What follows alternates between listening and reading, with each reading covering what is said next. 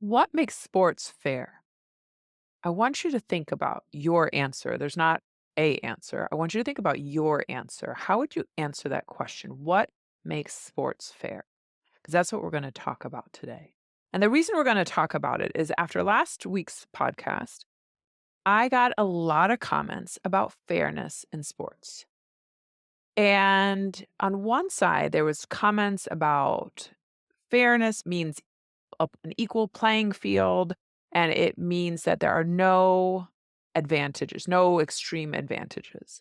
And on the other side, I heard fairness means an equal opportunity to participate, and advantages are expected in sports. They occur all the time. Basketball, people have advantage of height, and et cetera, et cetera. And there are lots of examples. So hearing all sides talk about fairness in similar but different ways, it really caused me to question, how do we define fairness? And so that's what I'm going to talk about today in this two-part series on gender and sports, because it's hard to talk about transgender athletes in sport or evaluate it in any sort of way if we don't define fairness. And I'm going to say that I don't know that we'll all define it the same way, but we at least need to think about it and take into consideration what fairness is. So we'll talk about what fairness is, what are the factors that influence our view on that. Then we're going to talk a little bit about how fairness, at least in present day, can be treated differently between genders. And then I'm going to offer you some possible solutions. I want you to listen to solutions, think about what you think, and I'd love to hear if you have different ones, what yours are. All right. So let's talk about fairness. Now, as I was thinking about this, I want to share a story with you. I was reading about Oscar Pistorius. And if you don't know who Oscar Pistorius is, he's a South African runner, a double amputee below the knee. So since he was 11 months old, he has been an amputee below the knee and used prosthesis and a very talented sprinter. And he fought for the right to compete in the Olympics against able bodied runners. And the discussion about why he shouldn't is because it wasn't fair. But the question they were trying to answer of why it wasn't fair is what surprised me.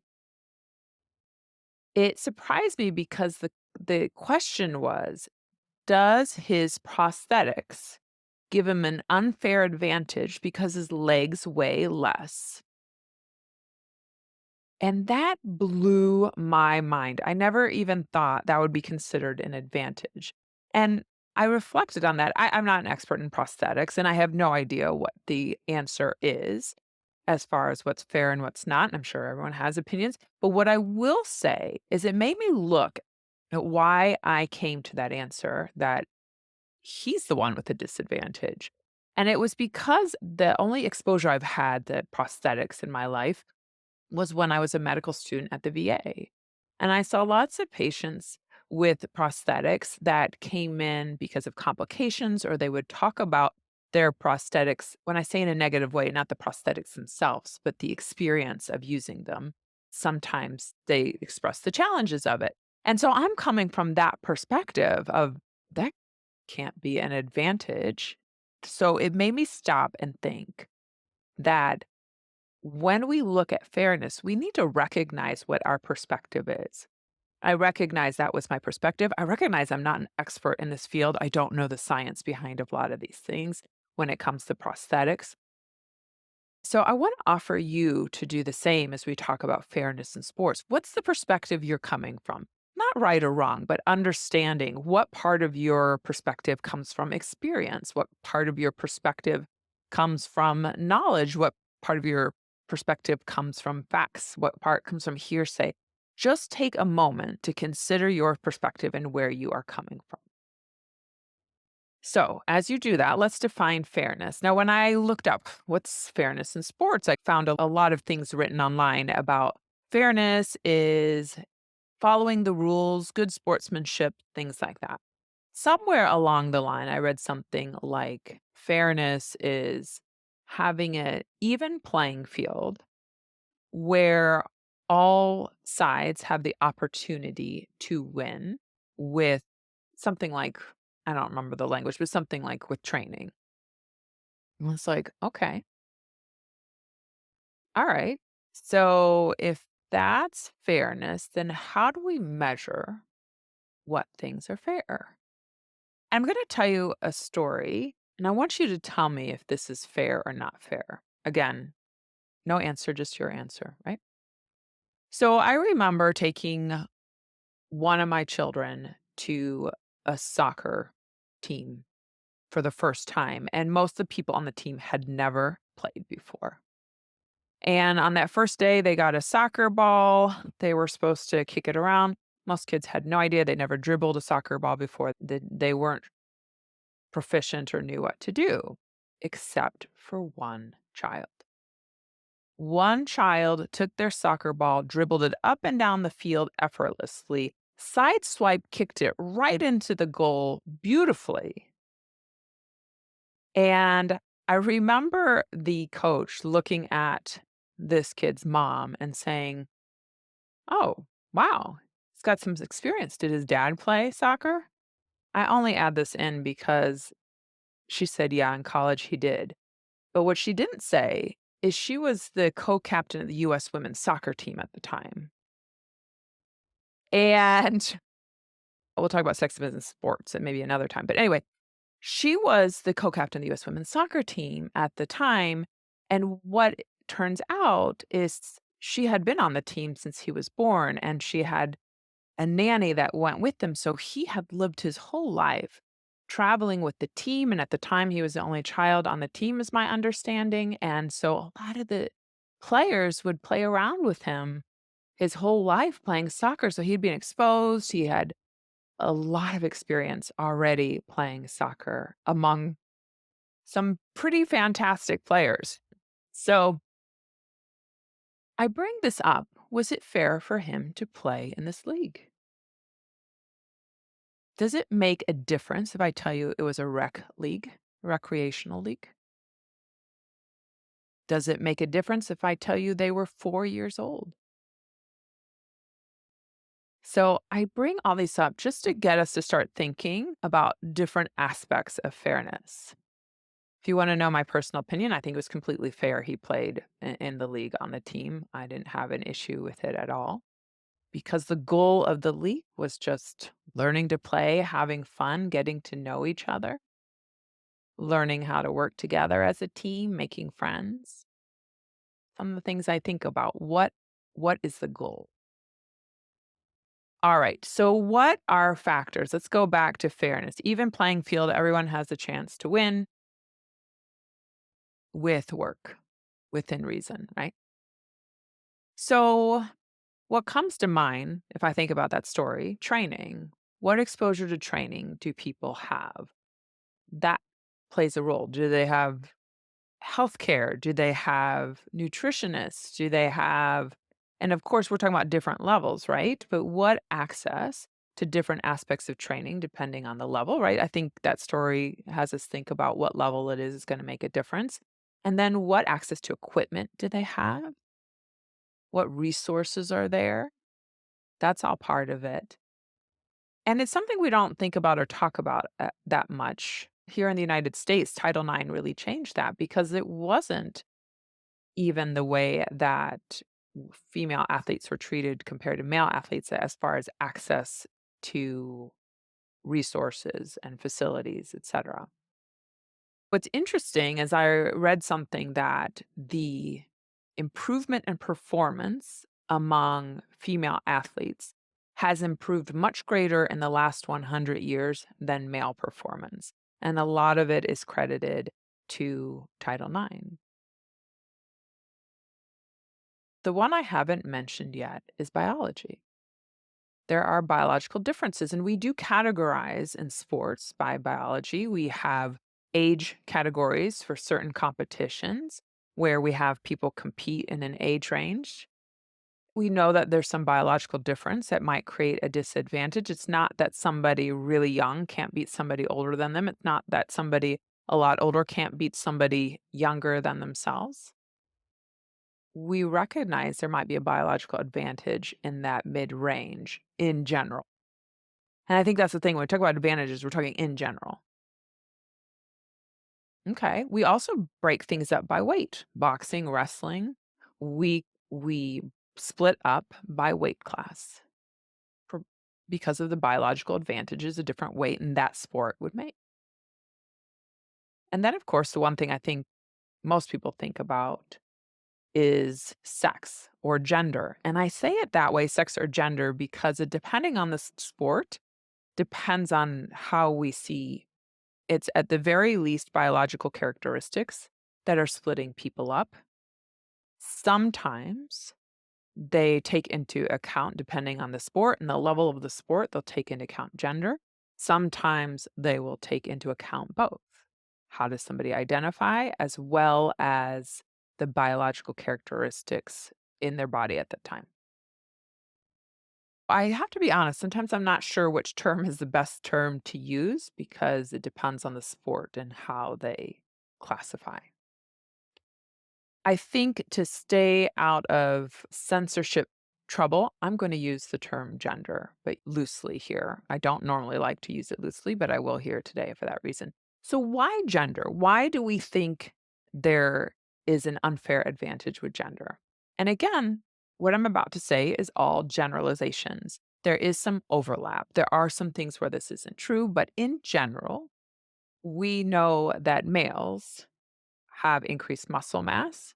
They have increased hemoglobin, which is the part of the red blood cell that hooks on oxygen and delivers it to the muscle. So, more hemoglobin, the more oxygen present, the more oxygen you can deliver to muscles, the greater endurance you have, the less likely you're to fatigue, the less lactic acid you're going to make. There's also increased bone density, increased height. And of course, again, it's not all or nothing, it's in general, right? Because I was taller than a lot of my dates in high school, if I'm being honest with you. So it varies, right? But increased height, increased lung and heart capacity, these are the things that are often discussed. But here's my question is which one of those plays a role? Do all of them create an advantage? Do some of them create the advantage? Some of it may depend on sport. We do know the difference on average between the average performance between men and women. Okay, we know that. So, which one of these things plays a role? We know it's different sport to sport. And even within a sport, we know that there is a difference based on distance if it's a distance sport. But which one of those, or which ones, maybe it's more than one, makes a difference? Which one is the unfair advantage? While you think about that, I want to tell you about a Finnish cross country skier. I am probably going to slaughter his name, and I'm really sorry, but his name was Eero Montaranta, something along those lines. And he had won in the 60s 7 Olympic medals, 7 world championship medals, and was an amazing athlete as a cross country skier. It wasn't until 30 years later he found out he had a mutation that increased his red blood cell count, therefore allowing him to deliver oxygen to his muscles much easier, less likely to fatigue, less likely to develop lactic acid, making him much better of an endurance athlete, which is what his sport was about, endurance. The science report I read said that his mutation allowed for a 25 to 50% greater oxygen carrying capacity. 25 to 50% greater than his peers, than his male peers. Now, that's one of the things I listed is increased hemoglobin. So, is that enough of a difference, 25 to 50%, to be an unfair advantage? If it is, should his medals have been taken away? Or is it within reason? Or is the fact that he didn't know, does that play a factor? I don't know. These are questions I want you to think about and answer. And as you answer them to yourself, I want to tell you this the average difference between males and females of their oxygen carrying capacity is about 25%. So on the lower level of his differences, he's 25 to 50. The difference between male and female is about 25%. Let's take another example that I think we've talked about before is Michael Phelps. Michael Phelps has a increased wingspan, especially most people's wingspan is equivalent to their height. He's tall to begin with, but it's longer than his height. His size of his palms, the size of his feet, people have talked about his biological advantages that allow him to be a better swimmer. Is that fair? I don't have the numbers on how much of an advantage that creates for him. How much would it have to be fair? But let's be honest. Nobody has voice for either one of them that they're not fair. So if those things aren't unfair, what makes something unfair? I notice that when we talk about these advantages in men, there's never a discussion of an upper limit. Like, well, that's too much of an advantage. Hold on a second there, right? That's why I ask you, what's too much? Is there really no too much? We just believe that there's capabilities beyond. And the reason I ask this is because when we talk about women's sports, there is a too much. The minute that a woman begins to excel in her sport, there's a question of whether she's a man. And this has been historically, we're not just talking about now, this has been going on for some time. In the early 1900s, if anyone did really well, wow, are they a man? And you could challenge and have them go through a genital check to see, are they a man? So if you wanted to excel as a woman in your sport, know that you might be challenged to have to do a genital check. Now that has changed in time, but we are still challenging and asking people to go through chromosome tests or hormones or even still sometimes a genital check, depending. Is that fair? Is that fair that women have an upper limit? Is that fair to check on those things? Now, I know that we're going to vary in answers on this one, but I just want to point out also that comes along with this is that people are policing bodies too. They're like, wait a second, is that body so masculine? Wait a second. There's a long history of policing women's bodies, especially when it comes to sports. Is that fair? Is it fair that if when people are policing your body or you do well in a sport, not only is it you can be called into question and testing, but across social media, regardless of how you identify, regardless of your biology, people are going to call you a man all across social media. Is that fair? So, why do we treat this different? I would offer, I think one of the reasons we treat it differently is because we use this generic category, whether you call it men and women, male or female, whatever it is, it's a generic category to encompass a lot of things without us knowing exactly which thing is the advantage. Because when we say, well, men have an advantage, well, what is it about the men? Is it the testosterone? Is it the XY chromosomes? Is it the SRY gene? All these things I have heard people throw around, but we don't even know which one it is. And we may know in general that there are some advantages to muscle mass and hemoglobin and height and et cetera, depending on the sport. But we don't measure those things. We don't look to classify or categorize the way we do with weight or age. So for me, this is the problem. If we're using a generic label that encompasses a bunch of things without knowing exactly what it is, without defining what is an unfair advantage, it's really difficult to talk about fairness.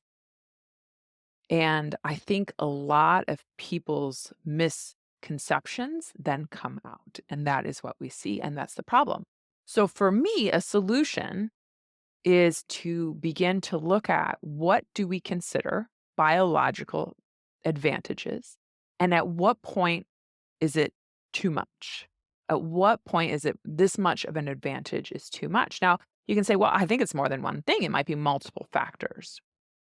If it is multiple factors, then I think there needs to be a scoring system the way we do in medicine. We classify people's risk for surgery, for example, their cardiac risk for surgery, We classify it on a scoring system. We have different factors and different things are more important than the others, so they weigh more. We put it in, all the data in, and it gives us a score and it will classify people high risk, low risk, intermediate risk for surgery. Maybe we need something like that, a scoring system.